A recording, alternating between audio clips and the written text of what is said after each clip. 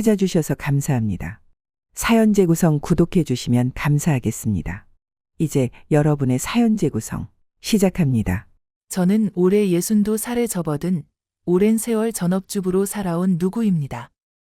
몇 달 전까지는 남편과 함께 지내면서 평범하다면 평범한 노후를 준비하고 있었습니다. 그러나 결혼 생활 40년이라는 긴 시간이 무색하게 결국 남편과 이혼이라는 결정을 하게 되었습니다. 결코 가벼운 마음으로 내린 판단은 아니었고, 사실 그 과정에서 여러 번 생각을 접고 체념하려 했지만 더 이상 결혼 생활을 유지하는 것이 저를 갉아먹는 일이라는 확신이 들어서 마지막 용기를 내었습니다. 남편은 올해 65살이었고 사실상 저희 부부는 더 이상 서로에게 위로가 되지 못하고 그저 남남처럼 지낼 뿐이었습니다. 그동안 쌓인 감정적 거리와 반복되는 다툼이 결국 이혼을 불러온 것이지요.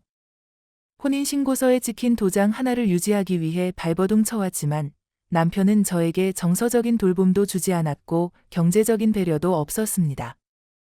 서로에게 지친 상태가 극에 달했을 무렵 저희는 각자의 길을 가자는 합의에 도달했습니다.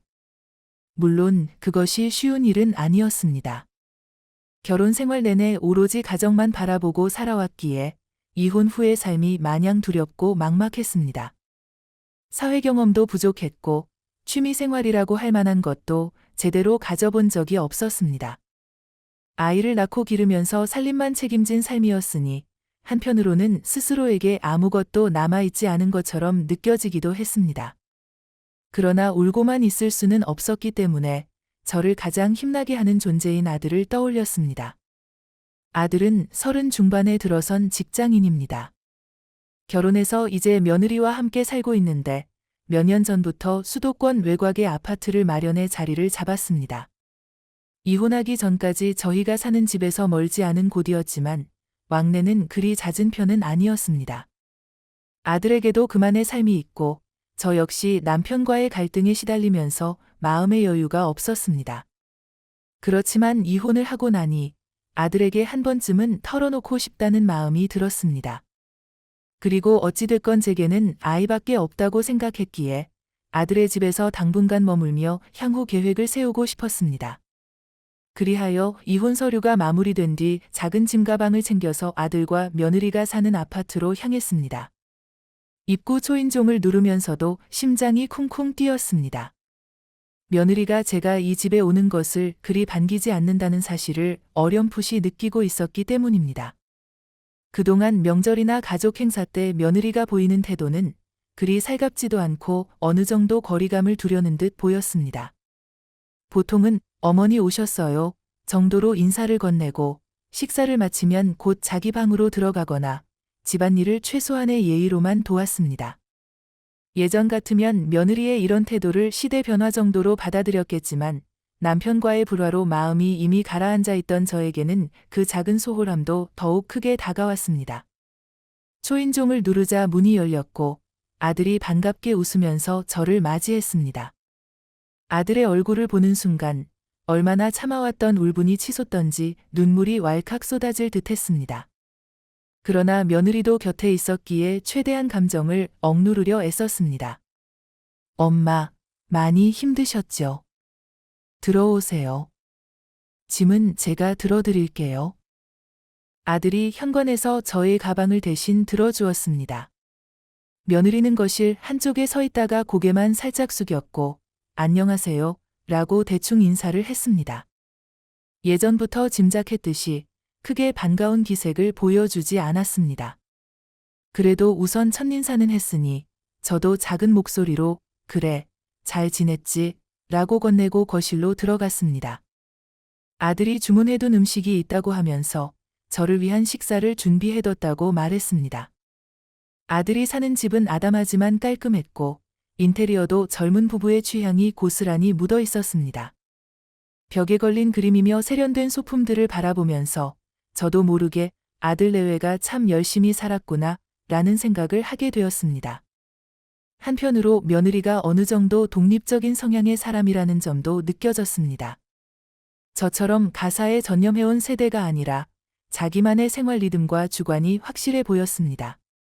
그런데 그렇다고 해도 제 존재를 이렇게 모른 채 하는 듯한 태도는 참 서글펐습니다.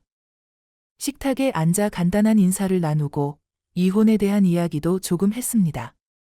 아들은 애초에 저와 남편의 사이가 좋지 않다는 것은 알고 있었습니다. 하지만 실제로 이혼이 이루어지자 아들도 적잖이 충격을 받은 듯 보였습니다. 아들이 조심스레 말을 꺼냈습니다. 엄마, 아빠랑 결국 정리하셨군요. 이렇게까지 될 줄은 몰랐는데. 잘 지내셨어요? 어디서 지내시다가 오신 거예요? 따로 거처를 마련할 여력도 아직 없고 당분간은 어떻게 해야 할지 모르겠어서 우선 너희 집을 찾아왔어. 혹시 민폐가 되려나? 그러자 며느리가 조용히 식탁에 앉아있던 숟가락을 내려놓고 말했습니다. 아니에요. 뭐. 방이 넓지는 않지만 방 하나 비어있긴 하니까요. 몇 주 정도는 괜찮으실 거예요. 표면적으로는 당장은 반대하지 않는 말이었지만 목소리 톤에서는 이미 알 수 없는 벽이 느껴졌습니다. 저는 그 어색함을 무마하려고 되도록 밝게 웃어 보이려 애썼습니다. 고맙구나. 잠깐 머무는 동안 식사 같은 건 제가 알아서 할 테니 부담 갖지 마라. 그 이후로 식사를 마치고 아들이 작은 방을 안내해 주었습니다. 방은 이 집의 서재 겸 보관용으로 쓰이던 곳인 듯 했습니다. 옷장 대신 책장과 컴퓨터가 있었고 창문 너머로는 아파트 옆동이 빤히 보였습니다. 요즘 젊은 부부치고 이 정도 아파트에 사는 게 쉬운 일이 아니겠지만 나름대로 안락한 공간이었습니다. 물론 제가 여기 머무는 동안 어느 정도 신세를 져야 한다는 사실은 알고 있었지만 머릿속으로는 벌써부터 며느리가 날 무시하지 않을까 하는 불안감이 스멀스멀 피어올랐습니다. 이혼 후 처음으로 느끼는 낯선 평온 속에서 또 다른 불편함이 시작되는 느낌이었습니다. 남편과는 이제 완전히 정리되었으니 서로 따로 살겠다고 마음먹었지만 이제는 며느리와의 관계라는 또 다른 과제를 떠안게 된 셈입니다. 사실 며느리에게도 미안한 마음은 있었습니다. 아들 부부가 둘만의 생활 리듬을 만들어가는 중일 텐데 제가 이혼을 핑계 삼아 불쑥 들어온 모양새였으니까요. 그러나 동시에 그래도 이 정도 예의는 갖춰줄 수 있지 않을까 라는 서운함도 없지 않았습니다. 그렇게 첫날이 지나고 아들은 아침에 출근을 하느라 일찍 집을 나갔습니다. 며느리도 직장에 다니고 있어서 비슷한 시간에 나갈 줄 알았는데 제가 일어나 보니 이미 준비를 마치고 현관에서 신발을 신고 있었습니다. 며느리는 제게 눈길도 잘 주지 않은 채 조용히 말했습니다. 간단한 식사거리 냉장고에 있으니까 어머니 드시고 싶으면 드세요. 저녁에 뭘 먹을지 모르겠지만 아마 밖에서 해결할지도 몰라요. 그럼 다녀오겠습니다. 저는 며느리의 목소리가 작아서 대답을 할 틈도 없었습니다. 그렇게 황망히 문이 닫히고 집에는 저 혼자 남았습니다. 창문으로 비치는 햇빛은 쨍쨍한데 마음 한구석은 어둡고 쓸쓸했습니다. 이혼 전에는 적어도 남편이 같은 공간에 있다는 느낌이라도 있었는데 이제는 완전히 낯선 집에서 홀로 하루를 보낼 생각을 하니 서글픔이 폭풍처럼 밀려왔습니다. 그래도 적응을 해야 했습니다. 아들과 며느리에게 폐가 되지 않도록 뭔가라도 해야겠다는 생각이 들었습니다. 그래서 집안 구석구석 청소를 시작했습니다. 며느리가 워낙 깔끔을 떠는 스타일 같았지만 그래도 부엌 싱크대나 화장실, 창틀 같은 곳은 조금 손볼 데가 있었습니다. 걸레질을 하면서도 자꾸만 왜 이렇게 꼭두새벽부터 사서 고생을 하고 있나 하는 생각이 들었습니다. 하지만 가만히 앉아 눈물만 흘리는 것보다는 낫겠다는 마음으로 몸을 움직였습니다. 점심이 되어서야 잠시 쉬며 냉장고를 열어보았습니다. 반찬통 몇 개와 우유, 달걀 등이 있긴 했지만 대체로 젊은 부부의 냉장고답게 딱 필요한 만큼만 채워져 있었습니다. 며느리가 드시고 싶으면 드세요 라고 말해주긴 했지만 왠지 내키지 않았습니다. 괜히 며느리가 산 반찬을 마음대로 먹다가 왜 손댔냐고 하면 어쩌나 싶기도 했습니다. 그래서 저는 그냥 밥 한 공기를 물에 말아 후다닥 먹고 말았습니다. 오후가 되자 더욱 허전한 마음을 달랠 길이 없어 휴대전화로 옛 지인들에게 연락을 해볼까 하다가 그마저도 좀 망설여졌습니다. 오랜 세월 가정에만 묶여 지내면서 친구라 부를 만한 사람도 많지 않았고, 게다가 이혼했다는 이야기를 굳이 하고 싶지도 않았습니다. 그저 창밖을 내다보며 아파트 단지 내를 오가는 사람들을 지켜보고 있자니 시간은 더디게 흘렀습니다. 해가 기울 무렵 아들이 먼저 퇴근을 하고 돌아왔습니다. 아들은 저를 보자 반갑게 웃으며 말했습니다. 엄마, 오늘 하루 어떠셨어요? 괜찮으세요? 심심하지 않으셨나요? 그래도 조금 집안일도 하고 쉬기도 했어. 그런데 내가 퇴근해서 들어오니 정말 반갑다. 아들은 부엌에서 물을 한 잔 마시고 제게 와서 조용히 귀띔하듯 말했습니다. 엄마, 혹시 며느리랑 오늘 대화는 좀 하셨어요? 아침에 잠깐 스치듯 말했을 뿐 제대로 얘기를 나누지는 못했지. 아무래도 서로 어색해서 그런 거니까 너무 마음 쓰지 마세요. 그래도 엄마가 오랫동안 힘드셨다는 걸 알면 이해해 줄 거예요. 아들은 저를 안심시키려 했지만 저는 며느리의 묵묵한 태도가 이미 오래된 문제 같다는 느낌이 들었습니다. 그리고 그 예감은 이 집에 머무는 기간이 길어질수록 점점 더 확신이 되어 갔습니다. 어느 날 저녁, 아들과 며느리가 함께 퇴근해서 돌아왔습니다. 둘이 식사를 밖에서 하고 왔는지 집에 들어오더니 바로 각자 방으로 들어가서 쉬는 분위기였습니다.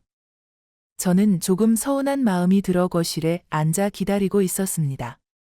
아들이 잠시 뒤 거실로 나와서 제게 말했습니다. 엄마, 오늘은 약속이 있어서 저녁은 밖에서 먹고 왔어요. 혹시 밥 안 드셨다면 지금이라도 뭐 주문해 드릴까요? 아니, 이미 저녁은 간단히 먹었어.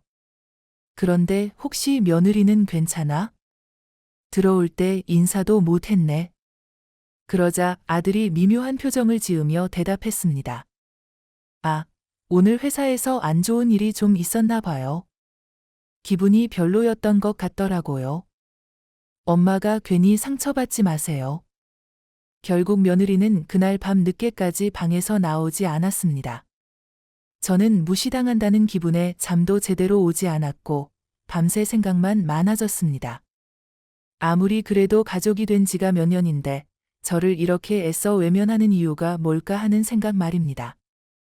혹시 제가 이혼하고 온 뒤로 더 불편해졌나?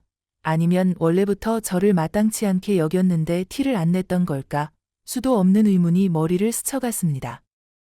며칠 뒤 주말 아침, 저도 모처럼 마음 먹고 아침 식사를 차리기로 했습니다. 밥과 국, 그리고 몇 가지 반찬을 정성껏 만들었습니다. 아들이 좋아하는 미역국에 두부조림까지 준비했지요. 아무래도 주말에는 세 식구가 함께 앉아 식사를 할 수 있지 않을까 싶어서 이런 식이라도 하나의 계기가 됐으면 좋겠다는 마음이었습니다. 그러나 뚜껑을 열자마자 또 실망이 밀려왔습니다.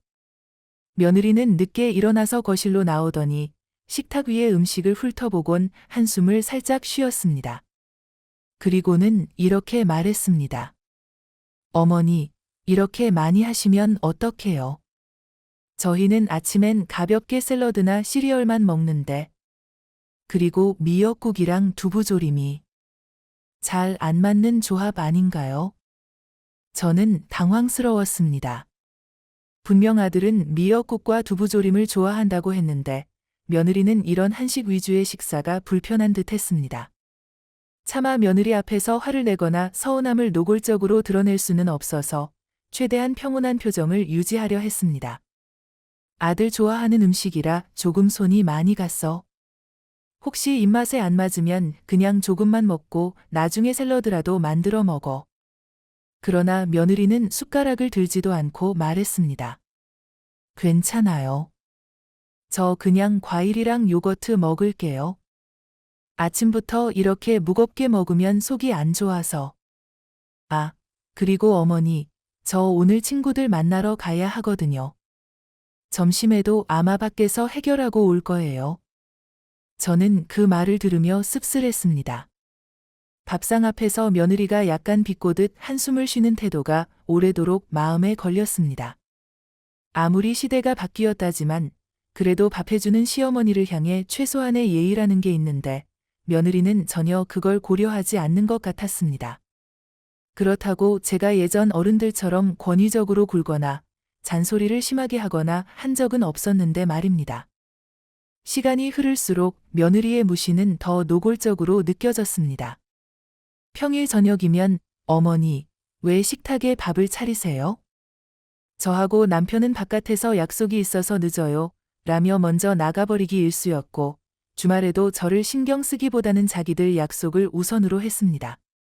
물론 젊은 사람들의 생활 패턴이 바쁘고 부부끼리의 사생활을 존중받고 싶어 하는 것도 알긴 합니다. 그러나 저는 이혼 후 갈 곳 없이 아들 집에 얹혀 사는 처지인 만큼 괜히 관계가 더 나빠질까 봐 최대한 조심스레 지냈습니다. 그럼에도 불구하고 며느리는 저를 완전히 남처럼 대했습니다. 거실에 함께 있어도 말 한마디 건네지 않고 식사 때도 따로 먹으려 하고 혹시 눈이 마주치면 살짝 피하기까지 했습니다. 가슴이 쿵하고 내려앉는 일들이 매일같이 벌어졌습니다. 제가 드문드문 꺼낸 이야기도 며느리는 건성으로 듣거나 아, 그러셨군요 정도로 대충 답하고 자기 방으로 들어가 버렸습니다. 그러다 결국 작은 사건이 터지고 말았습니다. 어느 날 오후 저는 아들 방에 빨래를 개기 위해 문을 열었다가 우연히 거기에 놓여있던 며느리의 물건들을 보게 되었습니다. 하필이면 달력 위에 체크된 스케줄 메모가 보였는데 그 내용 중에 시어머니 빨리 나가게끔 남편이랑 상해 라고 적혀 있었습니다. 순간 머리가 멍해지고 심장이 덜컥 내려앉았습니다. 결국 며느리는 제게서 도망치고 싶어 한다는 사실을 알게 된 것입니다. 너무 기가 막혀서 그 자리에서 눈물을 쏟을 뻔했습니다. 그날 저녁 아들이 퇴근해 돌아오자 저는 아들에게 조용히 물었습니다. 아들, 혹시 너 나를 여기서 나가게 하려고 생각 중이니?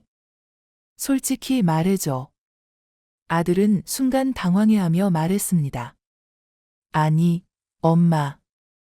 그런 게 아니고 며느리랑 둘이 사는 집이라 보니 아무래도 생활 패턴이나 사생활 문제가 있기는 해서 엄마가 혹시 다른 곳에 거처를 마련하실 수 있으면 어떨까 하고 단지 고민만 했던 거예요. 그래, 뭐 그럴 수도 있지. 그런데 적어도 나한테 먼저 말이라도 했으면 좋았을 텐데. 왜 이렇게 나를 뒷전으로 몰아세우니? 그러자 며느리가 거실로 나오더니 살짝 짜증 섞인 목소리로 말했습니다. 어머니, 아들이랑 저도 최대한 예의를 지키려고 했는데 솔직히 불편해요. 저희 부부도 맞벌이로 일하고 주말이면 쉬거나 나가서 친구들 만나고 싶은데 어머니가 계시니까 그것도 눈치 보이거든요.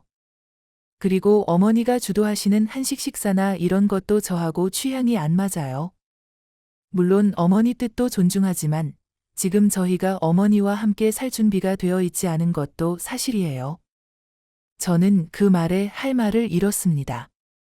어디서부터가 잘못된 것일까? 이혼한 제가 들이닥친 게 문제였을까? 아니면 원래부터 며느리가 저를 탐탁지 않아 했을까? 머릿속이 복잡해지면서 결국 아무 말도 못하고 조용히 방으로 들어갔습니다. 그날 밤 벽 너머로 아들과 며느리가 낮은 목소리로 대화하는 소리가 들렸습니다. 이런 식으로는 우리가 너무 힘들다. 그래도 어머니니까. 같은 조각난 단어들이 들리더니 곧 방 안이 조용해졌습니다. 저는 눈물을 떨구며 곰곰이 생각했습니다. 이 집을 떠나야 하는 건가? 혹은 어떻게든 이 상황을 바로잡아야 하나? 그렇게 며칠이 지나고 점점 며느리와는 말 한마디조차 없게 되었습니다. 아들도 중간에서 난처해했지만 어느 순간부터는 엄마가 빨리 다른 방이라도 구하시면 그게 제일 좋을 것 같아요. 라는 식으로 말하며 며느리 쪽으로 기울었습니다. 이혼으로 이미 마음의 상처를 입은 저였기에 아들까지 그런 태도를 보이니 배신감이 들었습니다. 결국 저는 이 집에 더 이상 있어봐야 상처만 깊어질 것 같아 떠날 생각을 굳혔습니다. 그런데 막상 나가려 하니 경제적인 문제가 발목을 잡았습니다. 남편과의 이혼 정산이 애매한 상태여서 당장 큰 목돈이 들어오지는 않았고, 그렇다고 제가 제 명의로 된 집이나 재산이 있는 것도 아니었습니다. 남편은 결혼 생활 동안 저를 경제적 판단에 전혀 참여시키지 않았습니다. 심지어 애초에 재산 분할도 제가 구체적으로 요구하지 않는 한 제대로 될 리가 없었습니다. 그래서 저는 남편에게 연락해 그간의 혼인 기간 동안 적절한 위자료와 재산 분할을 요구했습니다. 남편은 제 전화를 받기 싫어했지만 결국 법적 조치까지 불사하겠다는 강경한 말에 마지못해 만나 주었습니다. 뭘 그렇게까지 하고 싶어? 어차피 당신은 내가 벌어다 주는 돈으로 평생 살았으면서. 남편은 여전히 저를 무시했습니다. 그러나 저는 전혀 물러서지 않았습니다. 당신과의 결혼 생활 40년은 내 인생의 전부였어. 내가 가사를 책임지고 아이를 키우느라 밖에서 일 못했어도 그게 결혼이었잖아. 이혼을 하려면 정당한 권리를 받아야겠어. 남편에게 단호히 말했고, 결국 남편은 예전 집을 정리해서 나온 돈 중 절반가량을 위자료 및 재산 분할 명목으로 저에게 지급하겠다는 약속을 했습니다. 당장은 시간이 조금 걸린다고 했지만 그래도 대략 얼마쯤은 들어오겠다는 계산이 섰습니다. 저는 그 돈을 받으면 곧바로 작은 원룸이라도 얻어 나가겠다고 마음먹었습니다.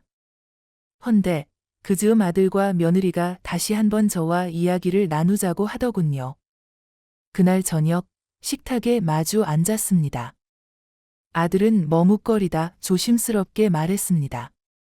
엄마, 지난번에 말씀드린 것처럼 아무래도 여기서 지내시는 게 너무 힘들 것 같아요. 특히 며느리가 워낙 회사 생활이 바쁘고 주말이나 저녁에는 쉬고 싶어 하거든요. 그런데 엄마가 계시면 아무래도 신경을 더 쓰게 되니까. 며느리는 아들 옆에서 묵묵히 고개를 끄덕였습니다. 그래서 엄마가 이 집에서 나가실 수 있다면 당장이라도 방 구하시는 비용 정도는 저희가 보태드릴 수 있을 것 같아요. 큰 돈은 어렵겠지만 보증금 조금은 지원해드릴게요. 저는 그 말을 듣자마자 깊숙이 쌓인 억울함과 서운함이 폭발할 듯 했습니다. 그러나 겉으로는 애써 태연한 척 말했습니다. 그래, 알았다. 내일이라도 부동산 알아볼 테니 걱정 말아라. 근데 굳이 너희 돈은 필요 없을 것 같구나. 곧 정리될 돈이 좀 있으니까. 저는 최대한 담담한 목소리로 이야기했고 아들과 며느리는 다소 안도하는 눈치였습니다. 그날 밤 저는 방에 들어와 묵은 감정을 곱씹으며 결심했습니다. 그래, 결국 이들은 나를 부담스러운 존재로 여겼구나.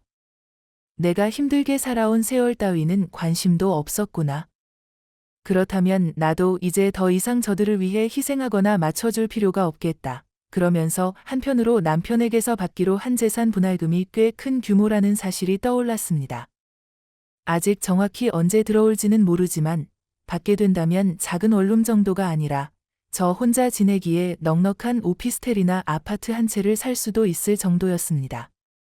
저는 머릿속에서 돈으로 복수한다는 구체적인 시나리오를 그려나갔습니다. 이들이 나를 이렇게 내몰고 무시한다면 나도 이들에게 절대 도움을 주지 않겠다. 오히려 내가 훨씬 더 능력을 갖추게 되면 그때 어떤 기분일지 보여주겠다. 라는 마음이 들었습니다. 이혼하고 당장 낙담하고 있을 처지가 아님을, 그동안 희생만 했던 시간을 이제는 저를 위해 쓸 때가 되었음을 깨달았습니다. 며칠 뒤 남편과의 이혼 정산 절차가 마무리 단계에 들어섰습니다. 남편이 부동산을 처분한 뒤 은행 대출 등을 상환하고 남은 금액에서 절반가량을 제게 주기로 했고 몇 차례 조율 끝에 구체적인 금액과 시점이 확정되었습니다. 생각보다 큰 돈이었고 저는 그 돈으로 곧바로 작은 아파트를 알아보기 시작했습니다. 그 과정에서 아들과 며느리에게는 말을 일절 꺼내지 않았습니다. 어차피 저들이 제게 바라지 않으니 저도 그들의 생활에 굳이 관심을 두고 싶지 않았습니다. 더 이상 마음의 상처를 받는 일이 없도록 제게도 철저한 선 긋기가 필요했습니다. 부동산을 돌아다니며 이곳저곳을 알아보다가 역세권도 괜찮고 주변 환경도 나쁘지 않은 20평대 아파트를 발견했습니다. 혼자 살기에는 조금 넓은 편이지만 여유 공간이 있으면 좋겠다는 생각이 들었습니다. 오래도록 가족을 위해 집안일만 하며 살아온 저에게 이제는 나만의 안락한 공간이 필요하다는 확신이 있었습니다. 대출을 조금 얹으면 충분히 살 수 있겠다고 판단해 계약까지 진행했습니다. 그 순간 마치 새로운 세상을 향해 문을 연 기분이었습니다. 그렇게 모든 준비를 마친 후 저는 아들과 며느리에게 조용히 말했습니다. 곧 이 집을 떠날 거야. 방을 구했어. 아니, 집을 샀어. 당신들이 도와주겠다고 했던 보증금 필요 없어. 내 힘으로 해결했으니 걱정 마라. 아들은 조금 놀란 눈치로 물었습니다. 엄마, 대체 어디서 그렇게 큰 돈을? 설마 아빠가 많이 주신 거예요? 걱정할 필요 없어. 이제는 나도 충분히 홀로 살 수 있어. 오히려 내가 너희한테 신세를 질 필요가 없게 돼서 다행이구나. 며느리는 아무 말 없이 굳은 표정으로 서 있었습니다. 아마 제 예상 밖의 행동이 달갑지 않을 수도 있었을 겁니다. 어쩌면 시어머니가 정말 나가시는구나. 이제 속 편하겠다고 생각했을 수도 있겠지요.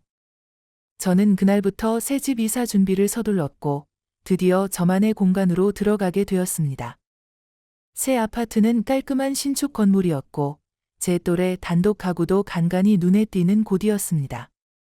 이사 첫날 제 손으로 새 집 문을 열고 들어가면서 묘한 해방감과 설렘을 느꼈습니다. 지금까지는 남편과 아들을 위해 인생 대부분을 바쳐왔다고 생각했는데 이제부터는 저를 위한 삶을 살고 싶다는 의욕이 슬며시 솟아올랐습니다. 물론 이혼 후유증과 며느리에게 당한 무시가 마음속 상처로 남아 있었지만 적어도 이 공간에서만큼은 온전히 저를 위한 일상을 누릴 수 있었습니다. 며칠 뒤 아들이 전화를 걸어왔습니다. 엄마, 잘 지내시죠? 집은 마음에 드세요? 그런데 며칠째 소식도 없으셔서 괜찮은지 궁금해서 전화했어요. 아들은 착잡한 목소리였습니다. 저는 건조하게 대답했습니다. 잘 지내고 있어. 혼자 사는 게 오히려 마음이 편하구나. 고맙다. 너희 집에서 지내게 해줘서. 아들은 망설이더니 슬쩍 눈치를 보며 물었습니다. 엄마가 새 집을 사실 줄은 몰랐는데 그 정도면 꽤 큰 돈이 들어갔을 텐데요. 아빠가 많이 주신 거예요? 혹시 힘들면 제가 조금이라도 보태드릴 수 있는데. 저는 마음속으로 헛웃음을 지었습니다. 이제 와서 왜 이런 말을 하는 걸까? 이미 저를 내보내기 위해 며느리와 합심했을 때는 언제고 이제는 갑자기 도와주겠다는 식의 말이라니. 곰곰이 생각한 끝에 저는 일부러 차갑게 말했습니다. 아빠한테서 받았고 나도 조금 대출을 받았어. 그래서 어느 정도는 안정적으로 살 수 있게 됐어. 이젠 너희가 신경 쓸 일 아니야. 그저 너희 부부가 알콩달콩 잘 사는 게 내 바람이니 굳이 엄마 걱정하지 않아도 돼. 아들은 곧 전화를 끊었고 그 후로 또 며칠 동안 연락이 없었습니다. 솔직히 저도 서운하지만 한편으로는 이런 식의 거리 두기가 차라리 속 편했습니다. 그렇게 독립생활을 시작한 지 한 달쯤 지나자 남편에게 받기로 한 나머지 재산 분할금까지 전부 제 통장으로 들어왔습니다. 꼬박 40년간 결혼 생활을 이어온 대가치고는 적은 액수지만 그래도 제게는 큰 돈이었습니다. 저는 그 돈으로 앞으로 삶을 좀 더 풍요롭게 만들기 위해 투자도 하고 봉사활동이나 문화생활 같은 것들도 시도해볼 마음을 먹었습니다. 그러던 중에 한 가지 떠오르는 아이디어가 있었습니다. 아들에게 일부러 돈으로 복수한다는 느낌을 주고 싶었기 때문이었습니다. 이 무시는 그냥 지나칠 수 없었습니다. 저는 이혼 후 자유로운 신분이 된 만큼 마음 편히 취미를 즐기거나 소소한 사회생활을 해볼 여유가 생겼습니다. 그래서 시니어를 위한 취미 강좌나 다양한 교양 수업을 주로 운영하는 문화센터를 찾아갔습니다. 그곳에서 비슷한 나이대의 사람들과 교류를 하고 때로는 함께 여행도 다녔습니다. 그러는 사이 제 자신감은 점점 커졌습니다. 예전에는 상상도 못했던 일들을 하나씩 이뤄가면서 제 삶이 이토록 다양하고 활기찰 수 있다는 걸 처음 깨달았습니다. 어느 날은 문화센터에서 알게 된 한 지인에게 이런 말을 들었습니다. 자녀분은 안 계세요? 혹시 계시면 이렇게 좋은 프로그램 같이 들어보라고 권유해 보세요. 그때 문득 아들과 며느리가 떠올랐습니다. 그러나 곧바로 고개를 저었습니다. 굳이 그들을 생각하며 살 필요가 있을까? 그동안 저를 무시하고 내몰려 했던 사람들인데 라는 생각이 들었기 때문입니다. 한편으로는 그래도 피부치인 아들은 내가 도움을 줄 수도 있지 않을까라는 미련이 스치기도 했습니다. 그러나 곧 마음을 다잡았습니다. 아니, 아들은 어른이니까 본인 삶을 알아서 살겠지. 나는 내 인생을 살자 하고요. 그로부터 얼마 뒤 뜻밖의 연락이 아들에게서 왔습니다. 이번에는 전화가 아니라 집으로 직접 찾아오고 싶다는 이야기였습니다. 오랜만에 만나는 아들은 다소 근심 어린 표정이었습니다. 인사를 나눈 뒤 아들은 집안 곳곳을 둘러보며 부러움을 드러내는 듯했습니다. 집이 참 좋네요, 엄마. 시설도 깔끔하고. 역시 새 아파트라 그런지. 저는 짧게 그래, 마음에 들어 라고만 말했습니다. 곧바로 아들은 본론으로 들어갔습니다. 엄마, 실은 제가 고민이 생겼어요.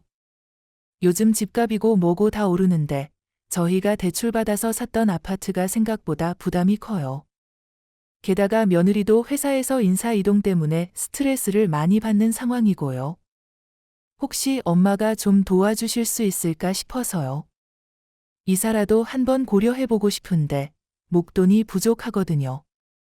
저는 그 얘기를 듣자마자 예전에 며느리 방에서 우연히 봤던 그 시어머니 빨리 나가게 라는 메모가 선명하게 떠올랐습니다. 그 무시당했던 순간의 충격, 그리고 그 후 며느리가 제게 보였던 차가운 태도가 그대로 되살아났습니다. 복수가 꼭 큰 소리를 내거나 폭력을 쓰는 것만이 아니라고 생각했습니다.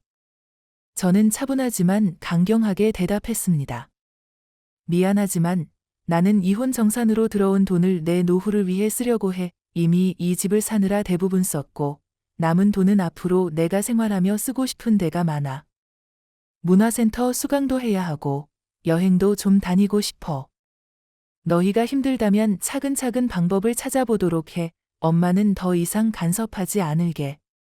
아들은 애절하게 호소했습니다. 엄마, 그래도 저희가 엄마 편하게 지내시라고 얼마간이라도 도움을 드리려고 했잖아요. 그때 엄마가 거절하시긴 했지만 너희가 나를 편하게? 너희가 날 어떻게 대했는지 잊었니? 엄마라고 다 참아야 하는 건 아니란다.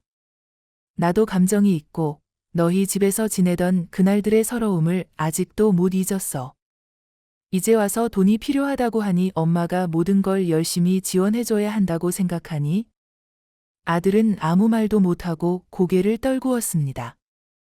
한편으로는 미안함이 있었는지 또 한편으로는 서운함이 생겼는지 말문을 잃었지요. 그때 며느리가 문을 두드리고 들어왔습니다. 표정이 잔뜩 굳어 있었습니다. 집을 보더니 생각보다 더 화려하고 널찍한 모습에 놀란 기색도 역력했습니다. 그리고는 대뜸 이렇게 말했습니다. 어머니, 이 집 사셨다고 했을 때부터 혹시 돈 여유가 있으신가 싶었는데 그럼 저희한테도 조금 보태주실 수 있지 않나요? 저희도 이제 시작 단계인데 어머니가 도와주시면 나중에 저희가 더 잘 모시고 살 수 있잖아요. 저는 그 말에 너무 어이가 없어서 쓴웃음을 지었습니다. 더 잘 모시고 살겠다. 라는 말은 제가 이혼 후 이 집에 왔을 때 전혀 해주지 않던 말이었습니다. 당시에는 저를 부담스럽다며 쫓아내듯 했던 사람들이 이제 와서 태도를 싹 바꾸니 오히려 기막혔습니다. 저는 목소리를 낮추어 천천히 말했습니다. 아까 아들에게도 말했지만 나는 지금 내 삶을 즐기고 싶어. 더 이상 누구의 뒷바라지나 지원을 해줄 마음이 없어. 예전에는 내가 전업주부였고 남편과 아들을 위해 당연히 살았지. 하지만 이제는 다 달라졌어. 이혼을 했고 너희도 날 원치 않았던 만큼 나도 너희 인생에 관여하지 않을 거야. 며느리는 시선을 피하며 말했습니다. 그때는 어머니가 갑자기 오셔서 좀 당황해서 그런 거였어요. 사실 요즘은 시어머니랑 함께 사는 것 자체가 잘 없잖아요. 제가 예의가 부족했다면 사과드릴게요. 그래도 가족이니 조금만 도와주실 수 없으세요? 그 순간 지난날 억울하고 슬펐던 기억들이 한꺼번에 떠올랐습니다. 이 집에서 며느리와 아들이 저를 외면했던 나날들, 그 무시와 찬바람이 사무치게 생각났습니다. 그래, 내가 이제 와서 사과하면 그게 다 끝인가? 가족이면 가족다운 행동을 했어야지. 어떻게 사람이 이렇게 이기적일 수 있지? 라는 생각이 들었습니다. 마음속에서는 울분이 솟았지만 겉으로는 차분하게 말을 이어갔습니다. 가족이라는 말, 잘 생각해 보렴. 가족이면 미리 상의도 하고 서로 챙겨야 하는 거 아니야? 그런데 너희는 날 한 번이라도 이해하려 했니? 이혼해서 갈 곳 없는 사람한테 뭔가 편의를 봐주기는커녕 빨리 나가줬으면 좋겠다는 생각만 했잖아. 그래서 난 그때 결심했어. 더 이상 자식에게 기대지 않고 내 삶을 살겠다고. 며느리는 더 이상 아무 말도 하지 못했습니다. 아들도 뭔가 말을 해야 할 것 같았는지 한참 망설이더니 그저 그래요. 엄마 뜻이 그렇다면 어쩔 수 없죠. 라며 힘없이 고개를 끄덕였습니다.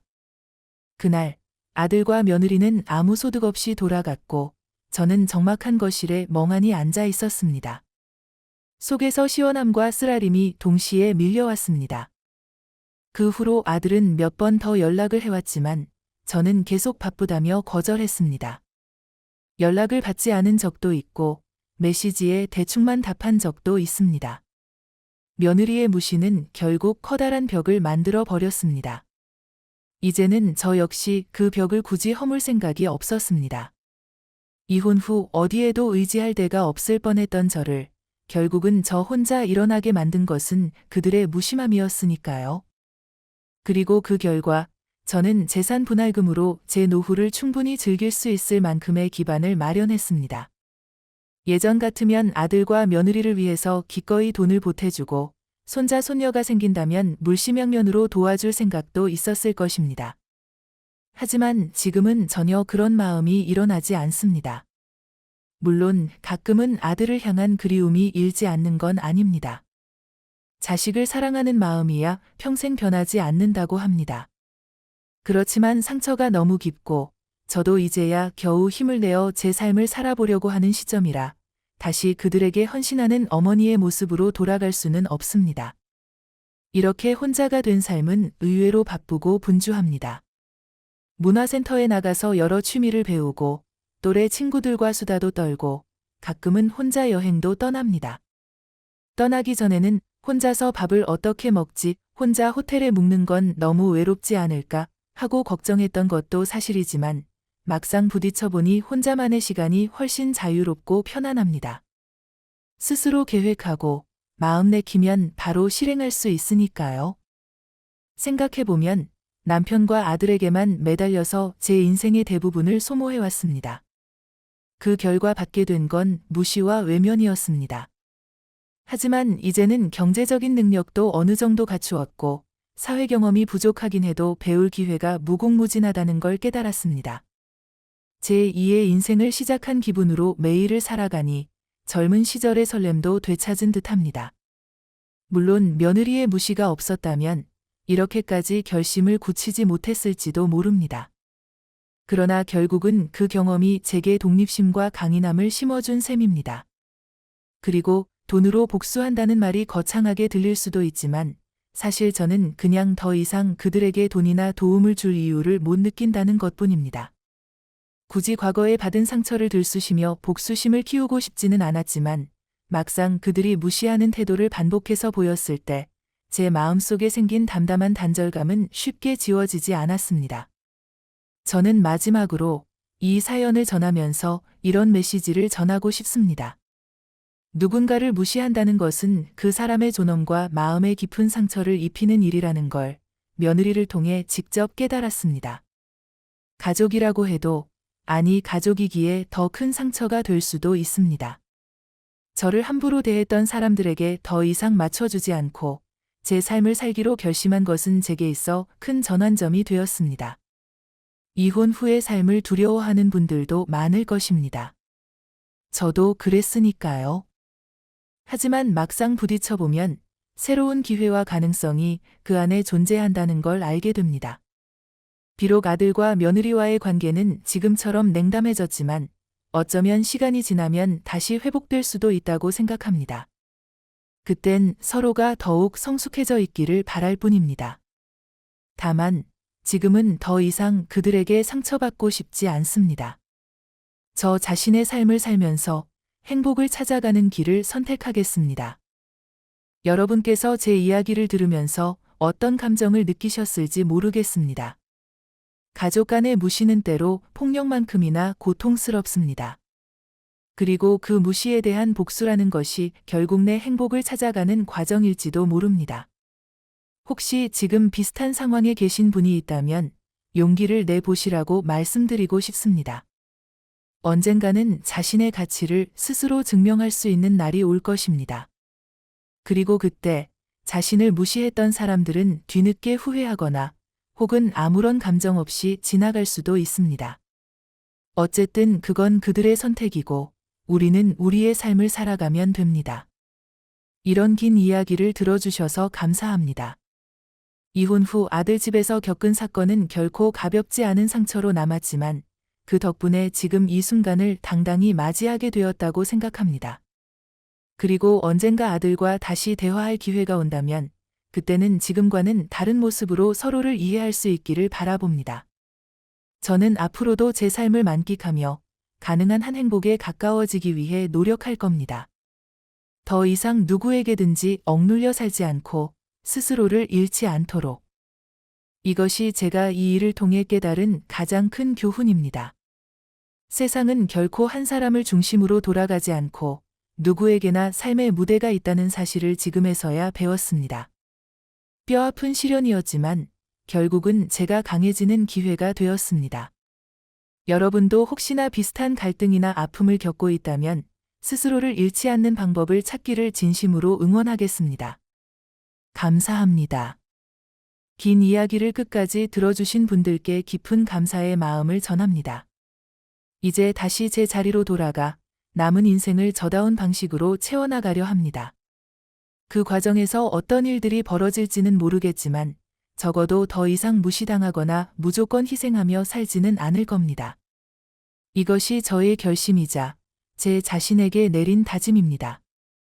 앞으로 어떤 선택을 하든 모든 것은 저의 자유와 책임 아래 있을 것입니다. 그리고 그것이야말로 진정한 독립이자 복수라는 이름 아래에서 이루어진 저의 해방이라고 생각합니다.